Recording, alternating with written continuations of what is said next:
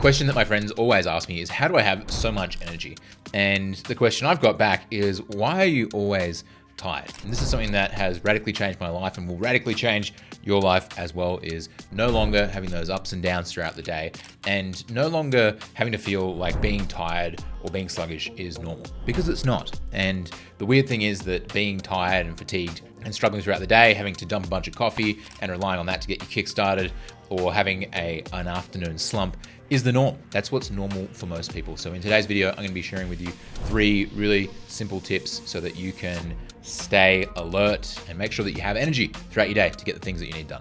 If you haven't been here before, my name is Josh, and I've been involved in men's groups and men's work for the last 10 years and have built a life that I couldn't have even dreamed of 5 years ago, 3 years ago, let alone 10 years ago. And my goal with this channel is to help you avoid the pitfalls that myself and many other men have gone through so that you can shortcut the path to your dream life as well. Number 1 is I am religious with my wind down routine. Morning routines are great and really important, but if you have a dope morning routine, but then you go through the rest of your day at about 45% energy, it's kind of pointless. And so the way that you end your day is actually going to set you up for how you start your day more than anything else. Before I was the energy generating machine that I am now, I used to wake up in the middle of the night, or I'd wake up early and I'd just be like, oh my God, I can't believe I have to get out of bed. Like, I'm sure you've had that example, but it feels like you've never slept. And that was largely due to the fact that I would be too wound up before I was going to bed. I'd be on my phone, or basically I'd finish work and then try and go straight to sleep. And if you're having all this blue light and stimulation and you're overstimulated before you go to bed, it's just a recipe for disaster. Even though you might fall asleep really quickly, which I do, I don't have trouble falling asleep, but I used to have trouble staying asleep, and I would just wake up tired, even if I got a decent amount. And my heart rate wouldn't be dropping, and I wouldn't actually be dropping into a recovery zone while I was asleep. And so I would wake up not feeling fresh and refreshed. I now have a wind down routine, which includes planning my day before I finish my day at work. So my day is planned. When I finish work, I'm completely off. I have a 15-minute wind down ritual meditation. So I'm like completely disconnecting from work. And then I go and hang out with my partner, or if she's away, I'm just spending time by myself, reading, completely disconnected from my phone or any technology.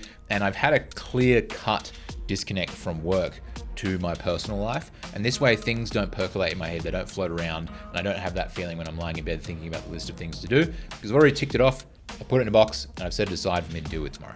This allows me to be asleep by 9 p.m. Yes, I'm not kidding. I usually am in bed 8 p.m. reading and fall asleep by 9 p.m. But it allows me to get up at 4:45, no later than 5 a.m. And I'm up before anybody else is.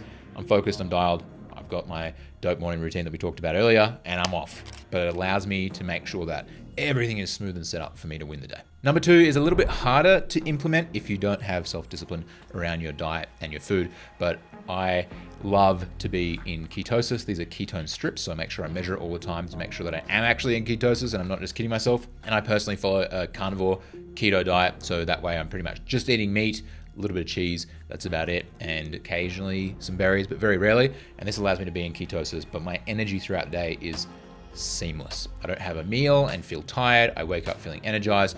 I'm not just static the whole day. Like, it's not like I'm like, oh great, I have steady energy throughout the day. I have elevated steady energy. My energy is nice and high, and it's nice and consistent throughout the day.